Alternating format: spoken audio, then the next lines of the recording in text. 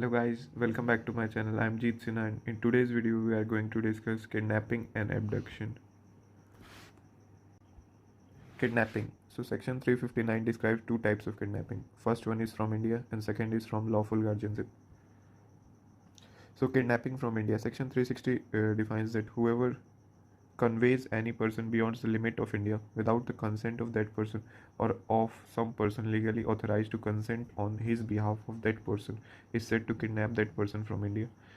ये कहता है कि कोई भी अगर पर्सन whoever conveys कोई भी अगर पर्सन किसी भी पर्सन को इंडिया के लिमिट से बिना उसके कंसेंट के या फिर उसके लीगली ऑथराइज्ड पर्सन जो कि उसके बिहाफ में कंसेंट दे सके उसके बिना किसी को इंडियन टेरिटरी के बाहर ले जाता है तो वो किडनैप कहा जाएगा, kidnapping from India.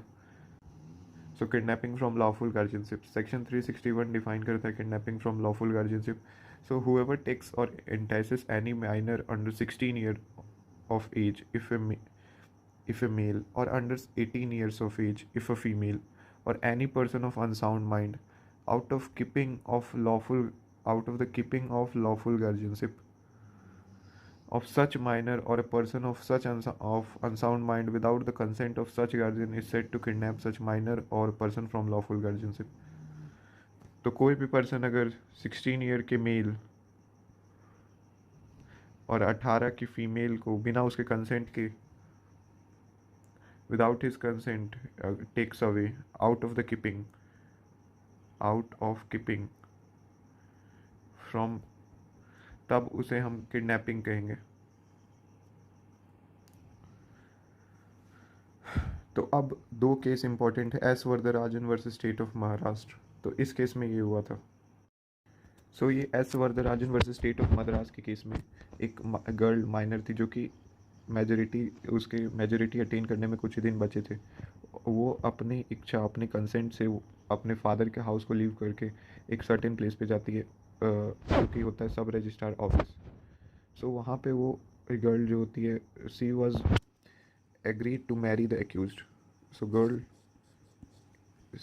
minor girl, she was agreed to marry the accused.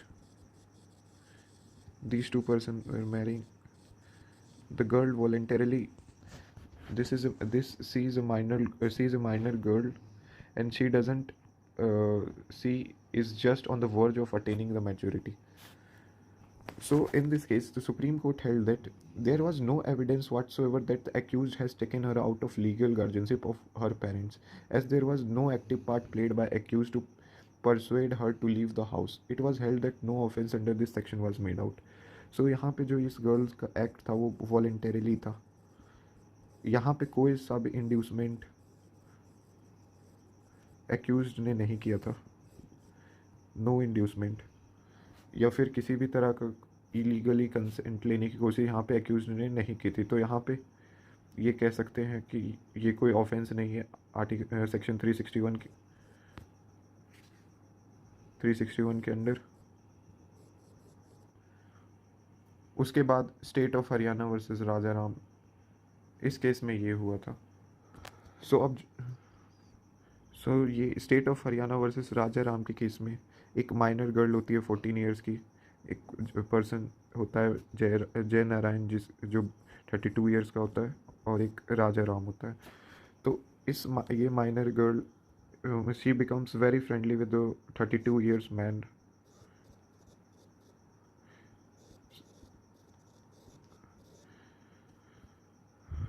Jayarajan used to say this girl that if she marry Jay Narayan, then she will definitely get a lot of material comfort.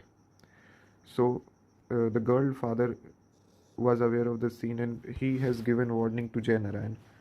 So now Jay Narayan cannot come to the home of this minor girl. So what Jay Narayan did, he sent Raja Ram to send the message.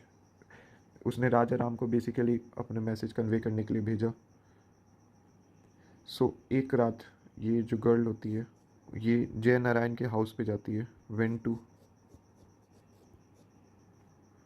जय नारायण के house पे जाती है. सो in the house of जय नारायण सी was seduced by जय नारायण. सो जय Narayan was booked for booked under section 376 for rape of minor, and Raja Ram was booked under section 366 of IPC. The convicted the question before Supreme Court was whether Raja Ram could have said to have taken the minor since he willingly accompanied him. So in this case, the Supreme Court held that it was not necessary that taking or inciting must be shown to have been by means of force or fraud. Persuasion by accused person which creates willingness on the part of the minor to be taken out of keeping the lawful guardian would be sufficient. Hence Rajaram is punished under section 366 because he has persuaded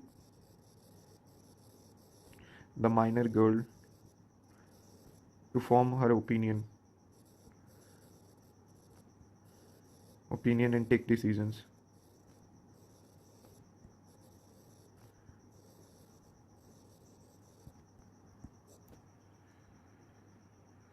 Rajaram persuaded the minor girl to form her opinion and take the decisions.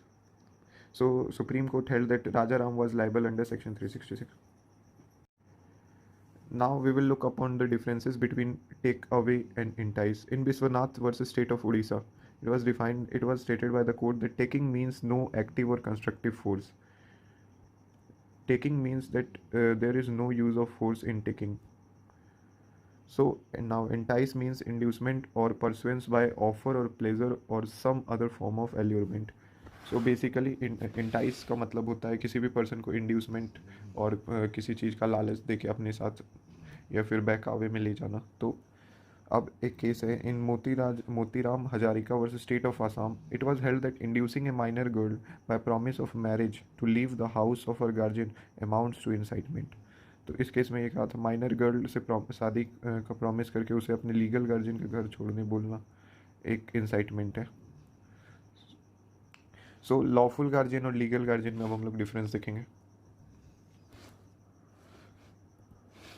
So legal guardian वो होते हैं, legal guardian would be parents और guardian appointed by courts, जबकि lawful guardian एक broader term है जिसके अंदर legal guardian भी कवर होता है. But also such person like teacher relative who are lawfully interested with care and custody of minor. Lawful guardian में वो सब पर्सन कवर होंगे जो एक माइनर का केयर कर सके. Now punishment for kidnapping. Section 363 जो आईपीसी का वो डिफाइन करता है पनिशमेंट क्या होगी किडनैपिंग की. सो जो भी किडनैप करता है उसको 7 साल की सज़ा और उसके साथ फाइन भी होगा. Imprisonment of a term may extend to 7 years and shall also be liable for fine. So this is the punishment for 7 years plus fine. It is on the discretion of the court to decide what is the suitable punishment in each case, situation by situation. Now moving to abduction. So section 362 defines whoever by force compels or by any deceitful means induces any person to go from any place is said to abduct that person. So यहाँ पे दो term बहुत important है. By force compel और by any deceitful means. सो दोनों का मतलब समझेंगे. तो यहाँ पे जो यहाँ पे फोर्स का मतलब है वो है एक्चुअल और real force. Actual force and not merely the show off force. यहाँ पे दिखावा नहीं है कि शो करना नहीं, ये यहाँ पे रियल फोर्स का यूज करने मतलब किसी को कैद करके ले जाना एक तरह से कह सकते हैं. और ये इसका मतलब वो नहीं कि गन दिखा के किसी को अपने साथ जाने को कहना, इसका ये वो मतलब नहीं है. इसका मतलब है कि अपना खुद का बल यूज करके किसी पर्सन को उसके प्लेस से to go from any place is set to abduct that person. अब यहाँ पे डिसीटफुल मीन्स क्या होगा. डिसीटफुल मीन्स ऐसे मीन्स हो गए जिससे एक पर्सन दूसरे पर्सन को किसी भी चीज़ का लुभावना दे के किसी भी चीज़ अट्रैक्ट करके अपने साथ चलने को, जैसे कि ये मटेरियलिस्टिक थिंग्स हो सकती है और भी यहाँ पे बहुत सारी चीज़ें हो सकती है जिसका वो पर्सन जैसे बहुत वो फॉर ए लग्जरी लाइफ की ड्रीम दे सकता है. ये सारे डिसीटफुल मीन्स में आ गए. सो अब एबडक्शन जो है, एबडक्शन वो खुद में कोई ऑफेंस नहीं है. अगर abduction is not offence in itself, it should be done with the intention of doing some other act, such as if an abduction is done under section 364, 65, 60, 366, 367 and 369 will amount offense.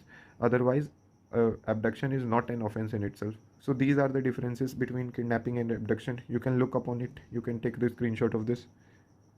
Thank you.